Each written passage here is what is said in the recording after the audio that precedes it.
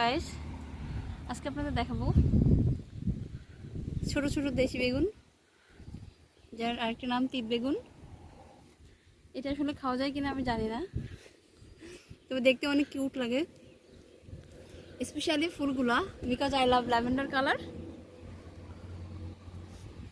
অনেক সুন্দর না? এটি কিন্তু বাগানে হয়েছে না, বাগানে না, এটা জঙ্গলে হয়। এটাকে বলে কাটা বেগুন।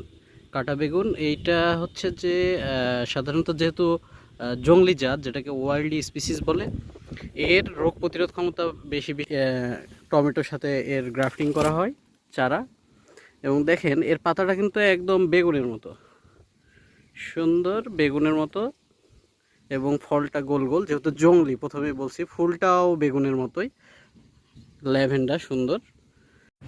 এর স্পিসিস ভেরিয়েশন কত দেখো, এটা সাদা।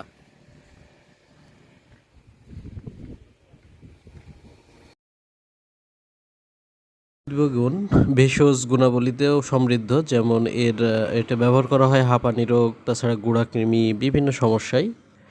এর চারা অবস্থায় মাদার স্টক হিসেবে ব্যবহার করা হয়। সায়নটা গ্রীষ্মকালীন টমেটো। কোকোডাস্টে এর বীজ থেকে চারা তৈরি করে নেওয়া হয় এবং একটি গ্রাফটিং করা হয়েছে, যার উপরে একটা টমেটো দেখা যাচ্ছে ফুল ধরেছে এবং ফল। ধন্যবাদ সবাইকে।